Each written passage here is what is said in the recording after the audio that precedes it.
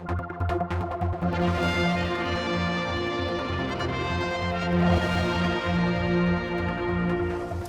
here at Ramsey Courthouse to talk about the failed bid by the community to take over post office services, and I'm with Nigel Malpass. You led the campaign. Obviously this must be a huge disappointment to you. Huge disappointment, and one correction, I didn't lead the campaign. I was part of a wonderful team that's been my privilege to work with.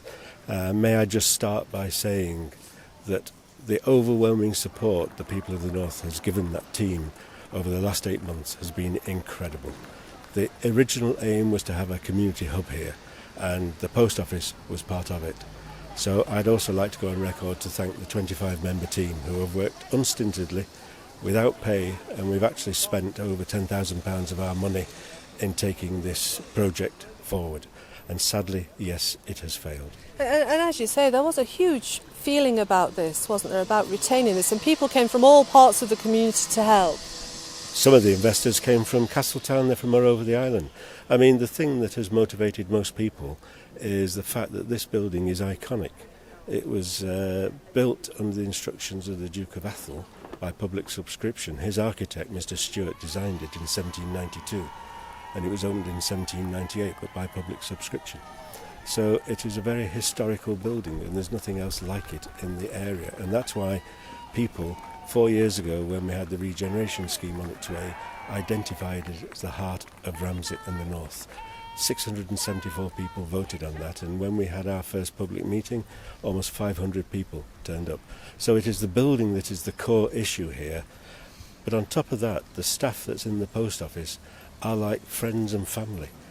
And everybody, from the folks' homes that I go round to the young kids in the street, see the staff here as being like their aunts and their uncles. They've been such a wonderful contribution towards the community. Now you formed a company, didn't you, Ramsey Courthouse Limited, and you've been negotiating with the post office for several months. What went wrong? We couldn't come to any agreement. I have to say I can't talk in detail because, like the rest of the 25-member team, we signed a non-disclosure agreement right at the beginning in April. And so I guess you'll have to ask Mr. Kelly if you want some specific details. But what I can say is that on the 29th of June I did write to Mr. Kelly to explain to him that we were having difficulties coming to some decisions, the negotiating team and our own Ramsey Courthouse team, and invited him to intercede. And I also copied that to the Chief Minister on the 3rd of July. He did intercede, and we all tried to get together and resolve those problems, but unfortunately we couldn't. Now you're taking this in another direction, aren't you? Can you tell me a bit about that? Well, to plagiarise a famous saying, the baby's been thrown out, but we're going to keep the bathwater.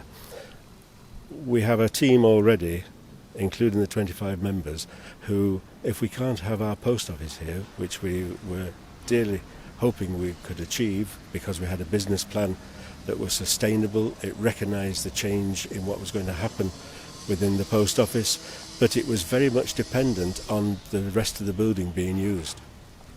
The post office currently uses only about a third of the space that's available in there, and we were in serious negotiations and discussions with many other interested parties to fill in the various rooms and facilities that are in there. For example, again through the Chief Minister's good assistance, we were speaking with the Chief Secretary's office and other departments about who could have their representation in here. A one-stop shop for people in the north instead of having to drive over to Douglas if they wanted to see things. And that's in terms of moving some government services up here so people can stay in Ramsey to access those? Job centre, welcome shop, tax advice, anything like that. You know, how long have we heard the government talk about trying to reduce the footprint of the traffic going over the mountain? This is an ideal opportunity for government, the local authorities and the public to work together. And so from the ashes, the phoenix is rising, but it's going to need everybody's help.